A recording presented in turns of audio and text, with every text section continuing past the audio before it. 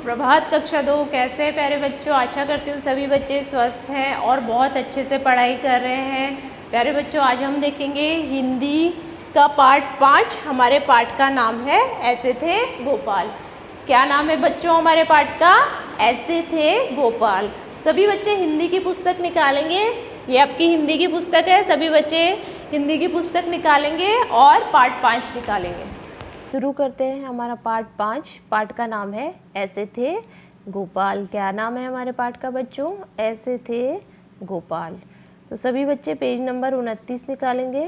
प्रस्तुत पाठ के माध्यम से लेखक ने संदेश दिया है कि हमें अपने कार्य स्वयं ही करने चाहिए और सदा सत्य का आचरण करना चाहिए। तो इस पाठ के द्वारा लेखक ने हमें क्या संदेश दिया है कि हमें अपने कार्य खुद ही करने चाहिए, किसी और से नहीं करवाना चाहिए, किसी और पे आश्रित नहीं होना चाहिए अपने कार्य के लिए, और हमेशा सत्य का आचरण करना चाहिए। तो प्यारे बच्चों, हमें हमेशा सत्य बोलना चाहिए, सच बोलना चाहिए, झूठ कभी भी नहीं बोलना चाहिए, और हमेशा हमें अपना कार्य खुद ही करना चाहिए, किसी और से नहीं करवाना चाहिए। क्योंकि एक बार हमने अपना कार्य किसी और से करवा लिया तो फिर हमें आदत पड़ जाती है कि दूसरे पे ही आश्रित हो जाते हैं हम। आई बात समझ में?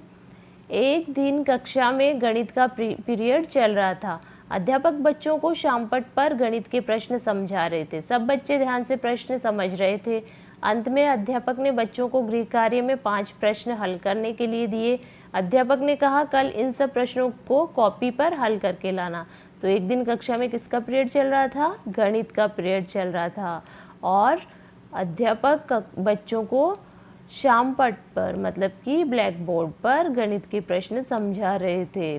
सब बच्चे ध्यान से प्रश्न समझ रहे थे, और अंत में अध्यापक ने बच्चों को गृह कार्य में कितने प्रश्न दिए बच्चों हल करने के लिए? 5 प्रश्न दिए हल करने के लिए। अध्यापक ने कहा, कल सब इन प्रश्नों को कॉपी में करके लाना। अगले दिन कक्षा में अध्यापक ने सब बच्चों की कॉपियां इकट्ठी की। उन्होंने कॉपियों को जांचना शुरू किया। अध्यापक ने पाया कि किसी भी बच्चे का उत्तर ठीक नहीं है।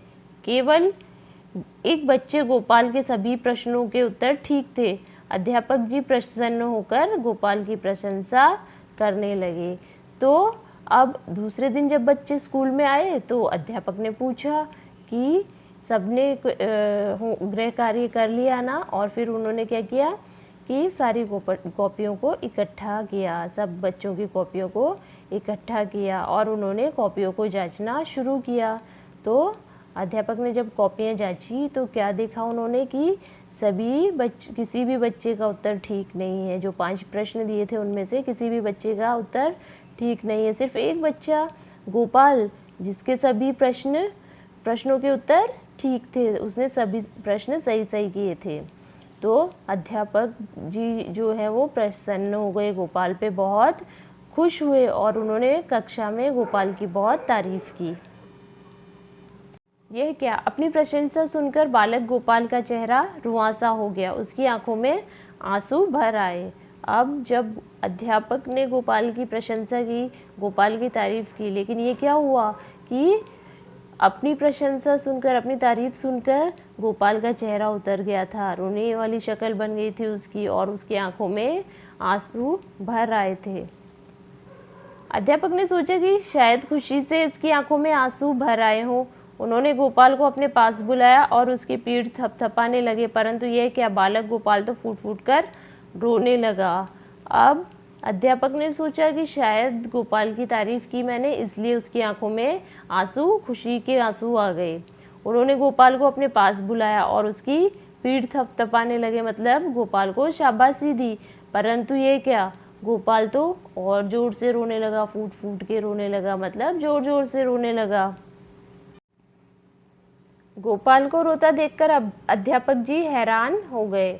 उन्होंने आश्चर्य से पूछा, बेटा तुमने तो सभी प्रश्नों का सही उत्तर दिया है, फिर भला क्यों रो रहे हो? जब गोपाल और ज़्यादा रोने लग गया तो अध्यापक भी हैरान हो गए, अचंभा होने लग गया अध्यापक जी को भी कि ये क्यों रो रहा है।